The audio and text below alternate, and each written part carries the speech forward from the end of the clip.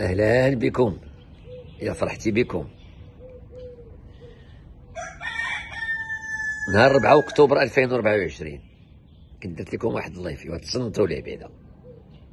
سمعوا هذا اللايف هذا على الحوت وتفهموا داكشي اللي قلت راه هو اللي واقع دروك. اسمعوه وعاودوا تمعنوا فيه. يلا بداو. كوا كتعرفوا اسبانيا كيتبرعوا في الحوت، ما عرفتي، والثمن رخص من المغرب. عرفتوا علاش؟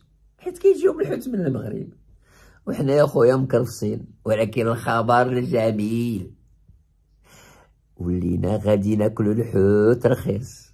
غادي يرخص لينا الحوت في المغرب مزيان، بيوجد بيكتر. كاع اللي بيجي من المدن ديالنا الجنوبيه، لا من الداخله، لا من بوجدور، لا من اكادير، وحتى ديال الشمال ما نساوش، راه تا هو زوين. غادي ينزل الثمن. واش عرفتوا علاش؟ واحد الخبر مثير للمغاربه اللي ما عندهمش مشاكل الامكانيات باش يشريو الحوت. ولا رخص الحوت راه حتى اللحم غادي ينزل، وحتى الدجاج غادي ينزل، لأن بغينا ناكل الحوت بزايد، ما عندنا ما نديرو باقي باللحم ولا بالدجاج، وغادي ينزل. ايوا السريدلات غادي تنزلو لنا في الثمن، ما نفوتوش ديك ال5 دراهم كاع. اراكسيد الصول، لالا الميرنا، سيد الموسطيل، سيد الشرغو، وزيد وزيد، حتى الدرعي حتى هو كان ام الكروفيت، ولعلك ترضى. علاش؟ اليوم الجمعة الحكومة الأوروبية لغات واحد الاتفاقية بين المغرب والاتحاد الأوروبي، ما غينعسوش. كوا تاع الفرنسيس وحتى الطليان أويلي ما باقيش يجيهم الحوت المغربي وكيتبرعوا فيه، ولكن بيبقى عندنا حنا، بغينا ناكلوه وبغينا نتبرعوا وبغينا أرى الشواية، أرى الطويجنات، أرى نديو الفران ونتبرعوا في الحوت باش ينزل لينا حتى الحوايج الاخرين، اللحم والدجاج. ايوا كي جاتكم في هذا الخبر، ايوا كونوا على يقين راه بغينا نفرحوا لان احتاجنا ومحتاجين بالحوت ديالنا.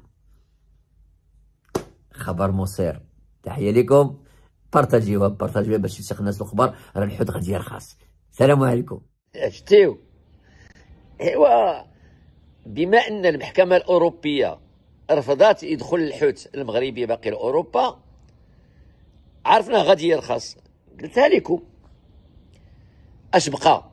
محاربه الشناقه والمضاربين، حيت الى حيدنا هادو راه كلشي غادي يرخص.